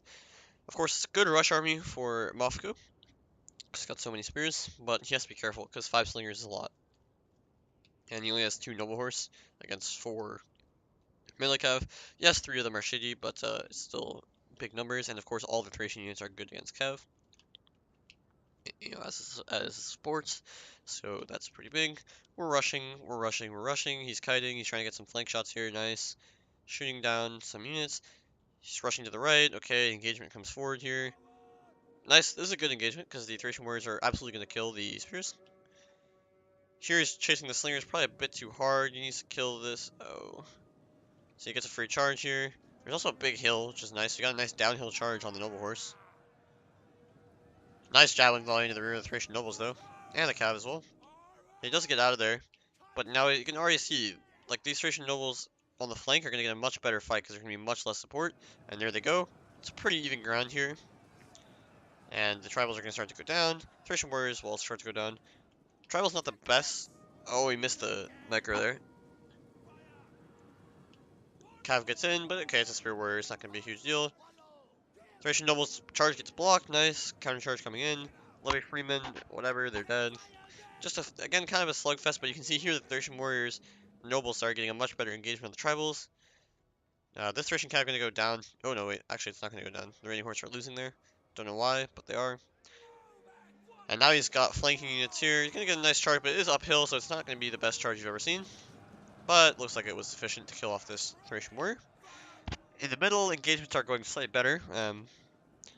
Here the javelin fire is going to be devastating on the Thracian nobles, so he's winning against some Thracian nobles, losing against some Thracian nobles. But here, nice support coming in the form of the Thracian nobles here, so they're going to kill off this noble horse very, very quickly. Javkav battle in the favor of Gristings again, and losing this noble horse early is very bad. Okay, support is on the way though. Noble horse looks like they try to just get out. Yeah, that's the right move. Both sides just give it up. Thracian warrior is going to charge in. This is fine. It's fine, absolutely fine.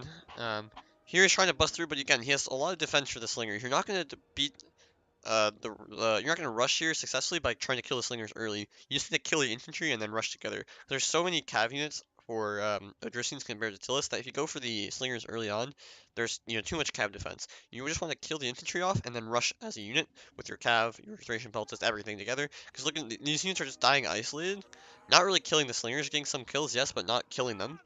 And that just means that he's killing off all the cav for free, and then yes, his infantry is going to win for Tillis, but when the infantry wins, there's no longer any way to kill the slingers, and you're just going to lose in the late game. So okay, we get some engagements, killing some Thracian peltists.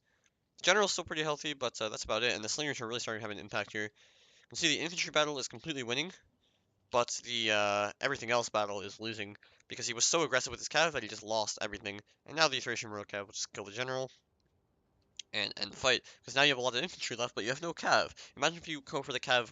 Imagine if you have your cav alive right now, right? Your cav runs after the slingers, and yes, the enemy can block you, but then you have a billion infantry units to support the fight, and you just win against the cav, and then you kill the slingers later.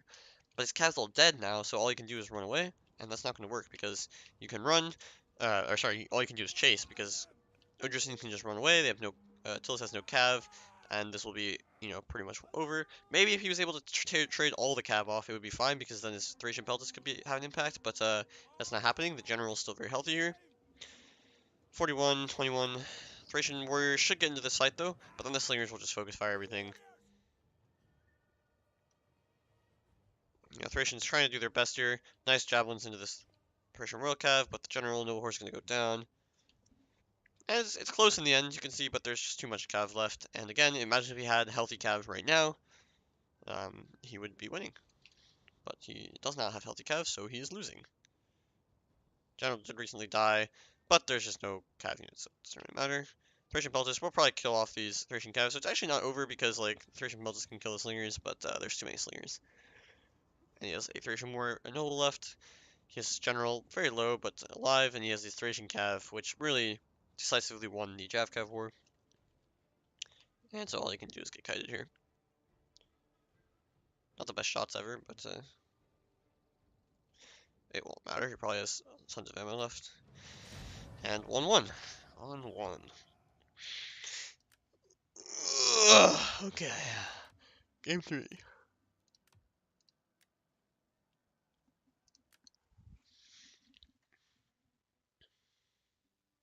Slightly different army from Odrysians this time. And slightly different army from Mothko as well. So Mothko goes for an Oathsworn this time. Oathsworn, 2 tribals, 2 Celtics. Not Thracian warriors this time, actually 1 Thracian warrior, but that's fine. Bit worse spears, but that's also fine. 2 Javcav, 3 Thracian peltists still. Or sorry, 4 Javcav, 2 Noble Horse, 3 Thracian peltists. So he has slightly better infantry this time. And again, it's pretty much the same thing. Like, his spears don't really matter, so he has, 3 Levy Freemen and 2 Spear Warriors instead of 4 Spear Warriors and 1 Levy Free. It's whatever. Your infantry is going to win again. You just need to chill, wait out the infantry battle, use your Thracian peltists to help you win it, and then just walk forward with your Cav and kill everything. That's the way to win here. 4 slingers this time instead of 5, and he trades the slinger for an extra Thracian warrior, essentially. Maybe it's a Falksman? No, 5 Thracian warriors, 3 Thracian nobles, 4 Javcav, 3 Thracian horse, and 1 Thracian royal cav. But again, Thrace always loses the infantry fight, so, and if he has to use his cav aggressively to try to help win it, then you just shoot the cav, get yourself a cav advantage, and then go kill the slingers, and then you're going to be fine. So there's really not a good way to win this, unless the slingers can do so much damage to the infantry fight that you actually end up winning the infantry fight or something. But that shouldn't happen, realistically. And for Moscow, just make sure you get your javelins off on the infantry, basically. There's only 3 Thracian nobles, so you don't have to worry about them too much. Just make sure you kill off the Thracian warriors as freely as possible, because they suck. Alright, here comes the engagement. We're trading javelins over there, whatever. Oh, it's like this is what you can't have. You can't let that happen, I feel like. Because yes, these Thracian warriors lose 20 men, but these Celtic lose like 50 to the Cav, and the Cav is not really getting javelin. The Cav is not taking any losses here, which is really bad. Yes, they took 15 losses because of like the Jav Cav, but if they get javelined by your spear needs to screen your sword. Your spear needs to screen the sword so that when the spear runs forward, it obliterates any Cav, and then the sword gets in cleanly. That didn't happen there. Rush coming down this flank too. Might get some nice javelins here on the back of these Thracian warriors. Thracian counters on Thracian here. You'll win that, of course. Okay, the Thracian horsemen end up taking quite a bit of damage, But he loses an entire Celtic for that, so I don't think it's worth it really. But okay, he gets in melee here. This is good. This is good. Support this fight because these guys are caught out, isolated behind. Go kill these units. Over here, the rush is coming in. Thracian Warriors getting in pretty cleanly though.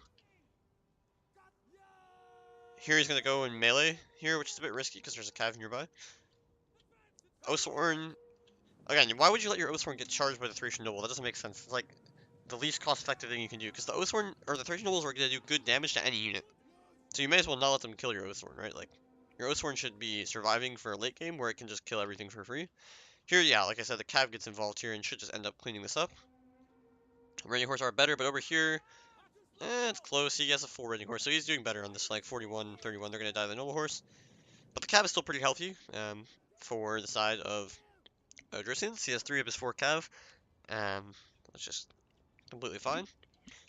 And the infantry fight not going super well. You can see the Thracian Noble is actually winning this fight against the Oathsworn with the support of the Slinger Fire. And you just let his infantry get charged up and like hit in bad places. Like you can see the Thracian Nobles again getting a free kill on the tribal. All you have to do is block the charge and you will, it won't be a problem. Here, Thracian Warriors getting obliterated by Cav.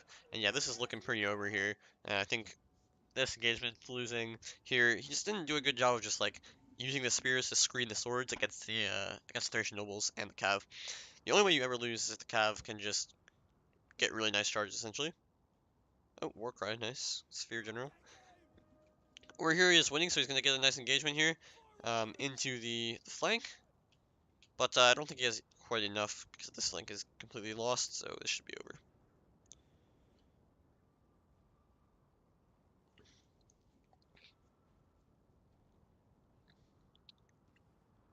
The General always very healthy for Odrysians in the late game, but much better than the Noble Horse in melee.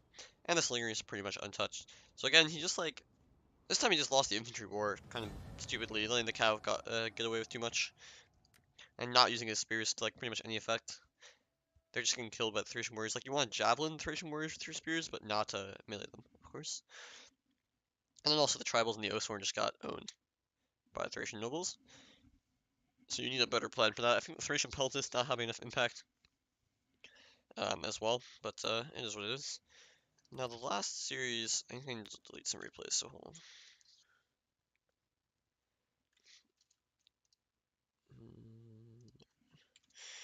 Let's delete those.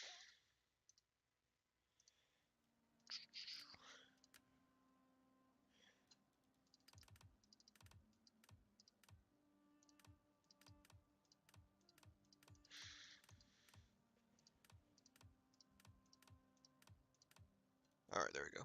Evil Darkness versus Spartacus. Qualifier match. Winner is into round 4. Loser is out of the game. Or out of the tournament. So, pretty big. Pretty important, etc. We're on Rugion for game 1 of the best of 3. Evil Darkness is Tillus. He has 2 Noble Horse, 4 Noble, actually 4 Javcav, 2 are Thracian Cav, 2 are Raiding Horse. He has 3 Celtic Warriors. He has 2 Oathsworn, or no, 1 Oathsworn, 2 Tribal Warriors, 3 Thracian Peltasts, some good spears, 3 Spear Warriors, 2 Louis Free.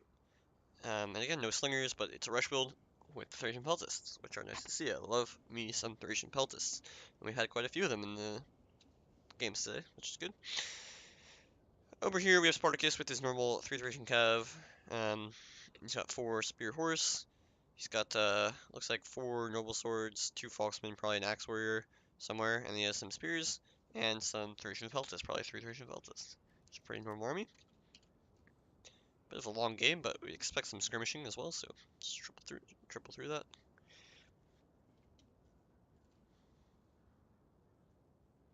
See when we can spot his entire army, we can look at it. Probably 2 Falksmen and an Axe Warrior somewhere. These spears are just shitty spears, they suck, but it is what it is. 4 of them as well. Maybe no Axe Warrior? Potentially. No, there's the Axe Warrior. Maybe only 1 Falksman though. Thracian Peltas on both sides, so again, it's going to come down to who uses Thracian Peltas better. I think I like Spartacus' army more, because the 2 Noble Hordes are pretty useless in a matchup like this when you have so much enemy cav and Thracian Peltas and stuff, which just means that the infantry fight should be pretty dominant for Spartacus. He can just walk forward, kill all the infantry off. Yes, you can, there are Thracian Peltas to shoot down some of the Noble Swords, but there's Thracian Peltas to shoot down the Oathsword and the Tribals, so whatever. Actually, might even be worth shooting down the Thracian Peltas with your Thracian Peltas in this matchup because you don't have as much high-value infantry targets. Skirmishing on the flank still. Thracian Peltas walking up. Hopefully they don't waste ammo on the Levy Freeman. That'd be bad. Doesn't look like they will. Just getting surround going. He's a bit wider, he has more cav. That's completely normal. You can see he's flanking with some units as well. Don't hate it. But there's a big spear advantage for Tillis. That's the one counteracting horse that he has. Big spear advantage, the spears are all going to die, which means he's going to have a lot of reserve units, and so how he uses those reserves is going to be pretty important, whether it be against cav, or to flank and pressure the Thracian Peltas, stuff like that, or get cycle charges on the Noble Swords. But I'm still not sure how he deals with all the Noble Swords. Well, Spartacus coming forward here, kind of freely letting his Noble Swords get shot by the Peltas early on here, but he's going for an aggressive attack, so I understand. Have to get shot somewhere. Foxman gonna just get killed here by the Celtics, but okay. So he goes for this really aggro play with his cav to tie down these Thracian Peltas and win on this flank. This is a really nice move from Spartacus. Very well thought out. You can see he's also surrounding here, so he's pushing everything out of the way here, and he's going to come in with his general and this Noble Sword and sweep this flank, which is also the flank where the Oathhorn is not. So he should have a big advantage here. He also probably wants to be committing up the center, maybe a bit more. I guess this Noble Sword is going to go in here in a second. And then his Thracian Peltas can focus down the Oathhorn when it rotates in. This unit is doing so much right now. The spear is pushing back these units, and if the Noble Swords go for an engagement here, you should be able to just like counteract it with like so much javelin fire that's not really good. He is kiting though in the center. Evil Darkness is just kind of smart, but he's gonna get his Noble Swords. Oh, this is bad. This is really bad. His Noble Swords are rear. Okay, they did turn around. I was gonna say they can't fight from the rear here. They'll just lose. But Tribal Warriors gonna have a close fight against the Axe Warriors because there was a charge. Noble Sword just walking it in. He should countercharge. I think the Noble Horse there probably. But these, okay, yeah, these Noble Swords also taking a really bad angle where they're going to get shot in the back here. So I think he needs to just be a little more patient on this flank. You don't need to attack on this flank. There's so many units here. If you just wait, you have a numbers advantage on this flank and you're going to dominate this fight. That would have been better, I think. So now, okay, Noble Horse lose 7 men. It's 4 men here, so pretty good. These Noble Swords just in behind with some cav support, which is nice. The Jav Cav completely surrounding Tillis. So Tillis is in a bit of a bind here, but if they can just hold out, then they'll probably win. He needs to get his Oathsword, obviously, in this fight ASAP. But I think this looks really good. Now the Thracian Peltas are tied down. The Noble Swords are having so much impact against the fodder units. And look, the Spears aren't having any impact. They're just fighting Noble Swords and dying. Tribal Warrior going down. Combined Arms. Celtics going down. Thracian Peltas tied down for now. And there's a lot of support for a cav fight here, so we can't really take it. But the Oathsworn is going to start to get involved. The Oathsworn can fight this unit and then start wrapping around. But you really would like to see the spears for Tillis survive and push the Thracian Peltas of Getai out of the fight, because right now they're just dying in the center for doing nothing, when they could be supporting by pushing back the Thracian Peltas, not letting them shoot. Although the Cav is going to get in here, not going to be a great charge. The Oathsworn will just tank that. And, you know, slowly but surely Tillis can get back into the fight if they can, you know, survive. But it looks like they're getting fully surrounded, so it might be tough to survive here. But, you know, if Getai overcommits to anything, then it'll be really bad. Doesn't want to take this charge. He was going to get a free charge, but there's so many noble horses around here. But now he ends up getting countercharged himself, so that's bad. And you can see the Getai front is, you know, slowly going down, but the Oathsworn are getting targeted by the Thracian Peltas, and this is really bad. Tribals losing to the Axe Warriors here. Noble Sword's still pretty healthy. I don't think there's a way back from the health of these Noble Swords here. Because yes, you have an Oathsworn, but Thracian Peltas are already going to shoot it, and you have like 3 Noble Swords that are like full health. Tribal's actually getting back into this fight, but I think it should be a win for the Axe Warriors. Thracian Peltas will make sure. Although Thracian Peltas are probably doing a lot of friendly fire more than anything here. They probably just... This is not worth your ammo, anyway. Noble Horse, though, are really surviving, so he's doing a good job surviving with the Noble Horse, and if you can get the Noble Horse into the late game, you know, maybe he has a chance. He's got some Thracian Peltas, he's got his Oathsworn, he's got his 2 Noble Horse very healthy. You know, there's plays to be made there, for sure. So now I would conserve all Thracian Peltas ammo for Cav now, because you're going to kill the infantry. Pretty much guaranteed. It's the Cav that you have to worry about. And you can see these Jav Cav are pretty healthy, and there's almost no Cav left for Getai, so maybe a bit over aggressive with the Cav. But the infantry, oh no, there's a big Cav in here, never mind, I lied. So this Cav needs to go protect the Thracians. Not that the Jav Cav will do too much to the Thracian Peltas in melee, but they'll do something. Gets out pretty cleanly there. But you can see that it didn't even get a single kill. Maybe one kill. And now it's just a blob fight in the center. Thracian Peltis for Tilla's still alive though. And now the Oathsworn and the Tribals are starting to have a say. But there's so many Noble Swords. You'd expect that the Noble Swords will win this, but I don't know. Here, this is a good fight to take against the General because the Thracian Peltis are going to be super, super powerful. But the General does just about get out. He doesn't have second wind, which is big. Does the Spartacus General have second wind? He does. So fresh, tired. You can use second wind when he gets it. But now you can see, nice headhunt pop here. The Noble Horse are starting to have a say in the match. This is pretty big. The Thracian Peltis are coming in to support. But it really matters if you can kill the General off. And the General is getting engaged by the Thracian Peltis. Javelins coming in. You would expect the Cav to win over here for Getai. But there is support on the way. And now these Thracian Peltis are also here. And they're starting to make a big impact on the game with these late game rear shots. But the Thracian Peltis are super healthy, getting nice shots into the General. The General's going to go down. But there's another Noble Horse and another Thracian Cav coming in here. But Thracian Cav, again, are not going to do shit to Thracian Peltis. So, not great. Nice charge from the Noble Horse, though, into this entire blob. But the General's about to die. General may have already died. Nope. But the center fight is slowly ending here. Oh, we need that second win ASAP on these very tired Noble Swords. Tribal Warrior is going to go down, though. General is winning. He pops on his General, fair enough. And Thracian Peltis violence here. They're even numbers, so this should be a pretty close fight. Actually, no, these are tired. They're going to lose. So it's still close. Still very close, actually. And this huge Noble Horse could have a lot to say, but there's Thracian Peltis that are also pretty big over here. The General does win. It's a charge in the forest. Gonna be a pretty critical charge there. Javelins come in. That probably did a lot of friendly fire, but whatever. You go for it anyway. This Noble Sword's 60 men. General at 30 men. Very tired as well, this Noble Horse. Your best play now is probably to rest, but I don't think you're going to be able to... Well, you can't outrest the second wins anyway. And the Thracian Peltis are on the way to kill off this Noble Horse. Yeah, they'll get a nice charge into one, but the second one will come in and get quite a few kills with their high AP. Very close game, though. I think if Tillis was just a bit more reactive and activated their Oathsworn a bit faster, just finding their flank a little bit harder from getting fully surrounded, they would have this game. It was very, very close in the end. But that nice attack from Spartacus on his left flank was, it was well coordinated. He pushed back everything with the spears and the jav cav. He gets his general and his cav on the flank, starts tying down the Thracian Peltis so they can't shoot. You can see one with only 5 kills. The only mistake I think Spartacus made is his Noble Sword on his right flank, the flank that he wasn't rushing, was way too aggressive because it just ran into like 6 units and died instead of just like chilling. But anyway, he does win. So 1-0 for Spartacus. Migdol, interesting choice. Why did you pick that? Migdol is interesting because you are going to tire really fast on Migdol both sides. No one has any sort of desert bonus, of course.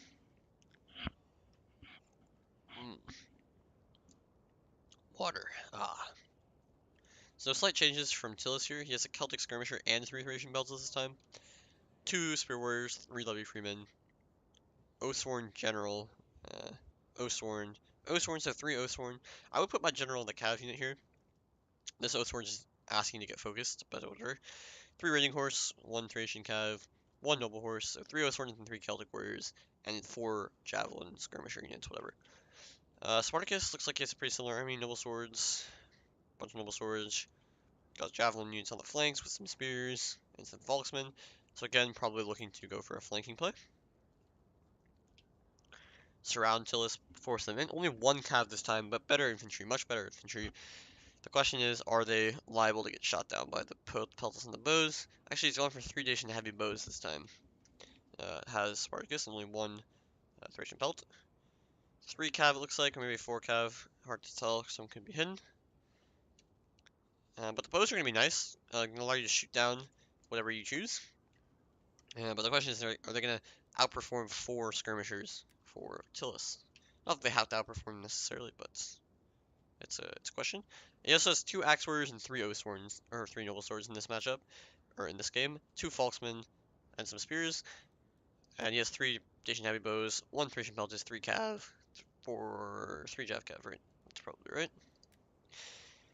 So the bows are gonna have to try to get some action. There's a lot of trees on this map, so you can try to hide in the forest a little bit. Shooting, okay, Living Freeman, not really the best choice. I would say the Celtics are probably your best choice, or the Oathsworn. But I think if you shoot down the Celtics, you'll have a huge infantry advantage. So that would be nice, but maybe the Oathsworn, if the angles are good, you shoot the Oathsworn, of course. Okay, let's just double speed through this. Okay, shooting in the forest here is going to do literally nothing. And this is the problem with bringing the bows on Migdal. Like, look at these trees. They're going to absorb 100% of incoming missiles, pretty much. See almost nothing making it through. You get some kills on the skirmishers, but not on the Oathsworn. And now he's just trying to kite because he has bows.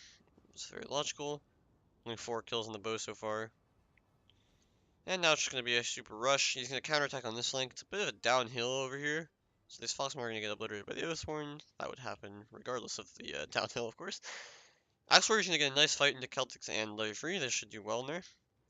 And now it's just stalling a little bit. On this flank we have finally a real engagement. Losing the Spear for free is kind of cringe. But if the Oathsworn get charged by the Cav, Noble Sword will follow up. This Oathsworn also helping on this flank though, and there's a bit isolated over here. You know, this Noble Sword's pretty isolated, gonna get 2v1 and probably die. This Noble Horse is over here to support as well. The Chav kept pushing him back. I feel like he took a fight where he wasn't, like, he didn't have a numbers advantage. He had a numbers disadvantage, if anything. Here, okay, Cav kill are gonna charge on the Celtics, but instantly get blown up by the Thracian Peltist.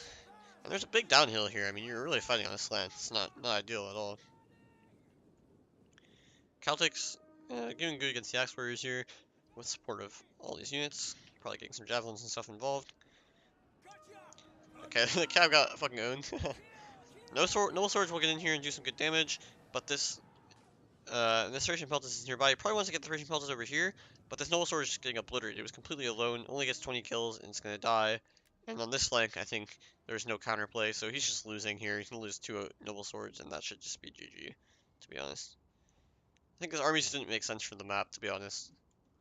I think you want to go for the jabs. Because you can't really kite here. It's too hard, there's too many trees. You get rushed down by the 4 Jav Cav. It's no fun. You know, it could have been possible on like Nemesis Senate. I would think that's completely fine. Hello. What's up, man? But yeah, pretty easy win. Oh, he had a Spear Noble General as well, so he literally lost the game before that. He had 3 Noble Swords and a Spear Noble, I guess. Didn't see that, but yeah, that was pretty decisive win. Just the Dacian Heavy Bow is not doing enough. And alright, last game. Decider match. Who will advance? Who will be out? Spartacus said, okay, fuck that, I'm going back to my army. That worked. Good decision, for sure. He said, you know what? This worked for me before. I think it'll work again. 3 Thracian Peltist, 4 Noble Swords, 1 Axe Warrior, 4 Cav, 3 Thracian Cav, 4 Spears. Very nice. 2 Falksmen as well, or 1 Falksman as well, sorry. And again, a different army from the side of Mafco, or Darkness, sorry, changing it up. 3 Raiding Horse, 1 Thracian Cav, Noble Horse General, Oathsworn, Oathsworn, Oathsworn, 3 Celtics, but now he has 3 Spear Warriors, 2 Levy Freeman, and he has 2 Peltis and 2 Slingers, so not 4 Javelins this time. I don't rate it as much. I think I would still go for 3 Javelins and just get more Spears or something. But it is what it is. Like I don't see your Slinger surviving to do long enough to do enough damage when there's so much Cav on the field. Of course, he does have 4 Jav Cav, so maybe it's not a huge deal, but it just feels like the 3 Thracian Pelts are going to outclass this composition. But he has 3 Oathsworn. He's got really good spears. Again, if you can use the spears well to kill these enemy spears, and then just like have them not get tied down by the Noble Swords, they'll be hugely valuable. But there's also 4 Noble Swords against 3 Oathsworn. Axe Warrior against Celtic, Falksman, you know, it's close, but the infantry advantage definitely in Getai's favor. But the support advantage is hugely in the favor of Tillis with the 4 Javcav and all the spears. So again, Spartacus is going for a flank attack. He's trying to trade off the spears early. This is really good. That's exactly what he wants to do. If they run away, they just get javelin in the ass. So he's just trying to kill them off quickly, force trades. Now here comes the Falksman. Nice charge from the Cav of Spartacus though. But it doesn't really need to do that, right? Like, if you're going to charge with a Noble Sword, you don't need to charge with your Cav first. Now your Cav just take unnecessary losses. Your Noble Sword was going to kill the Spear Warrior regardless. Here, nice charge block here. These Spears are just dead. They're really isolated, so this is good. Spear Warriors dying to Axe Warriors, but focus fire from the Slingers is coming in, so that's nice. Here, Thracian Pelt is going to get some nice shots on the Noble Swords while the Spear Warrior is dying. Thracian Pelt is getting nice shots on the General, though. Here, again, terrible trade, because the Cav is much closer for the side of Tillis. So you're going to lose your Jav Cav for free. He does try to get out, but these guys are dead already. This guy will get out, but not a good trade. General going to lose a lot of men. He needs to just commit his General and kill the enemy General, like, right now. Nice charge block here by the Spears. Counter charge from the Noble Swords. Okay, this charge was bad from the Cav, but whatever. Noble Swords here doing a lot of damage, but he's losing all of his Jav Cav. This is terrible. Like, this is terrible, terrible, terrible. His General is going to go down for Tillis, though, so that's not good either. But I think, okay, you know, these Noble Swords are already low. So what's happening is he's using his support much better, Tillis. He's using his Spears out in front.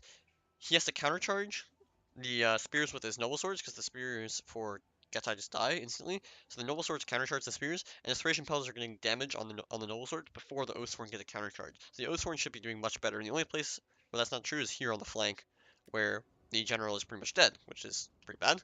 Over here as well, these Oathsworn got countercharged by the Noble Swords, but there's so much support here that it should even out because of the Slinger Fire. If anything, it'll be in the favor of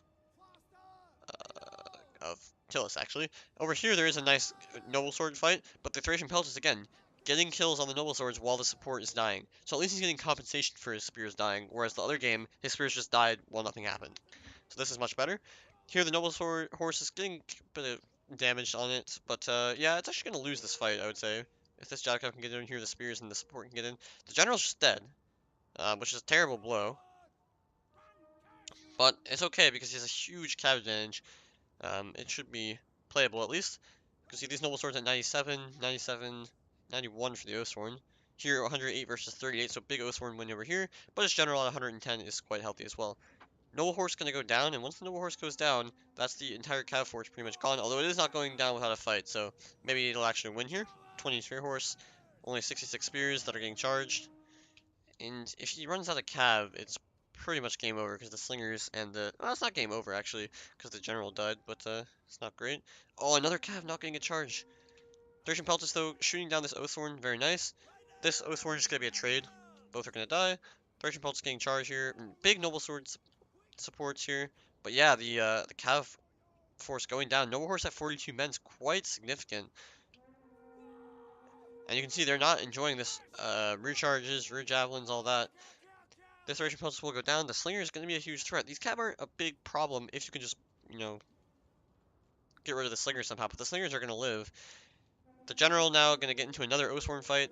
And again, this is where the Slingers are going to start to come into play because they are surviving until the late game. I didn't think it would happen, but he wasted his Jav Cav so hard on the flanks. And he let this Noble Horse get like 3 Cav kills, Cav unit kills, which is not good. Celtic Warriors probably won't rout here. I'll be surprised if they do. The General is dead, but it shouldn't really matter. Here, okay, this Oathsworn is going to die to this big Noble Sword, but you need to pressure the Slingers somehow, otherwise the Slingers are just going to kill everything. And that's what's happening. There's all these Cav units to protect the Slingers, and yeah, it's going to come down to the wire, but the big Celtic Warrior here, this is over. Because he just lost too much Cav. He just lost his Cav for no reason. And that allowed Evil Darkness just keep shooting and trade off the Noble Swords with some good play, and his Cav unit is quite healthy in the late game, so nicely played. Slingers actually got a ton of value from not being pressured at all. So Evil Darkness will advance to the next round. Nice job, well played. GG's though, close series. But yeah, I think Evil Darkness kind of fixed the mistakes from game 1 in game 3, so that's good to see. Anyway guys, thanks for watching. We're out of battles for now. Of course, we'll do it again for round 4, but thanks for watching. See you in the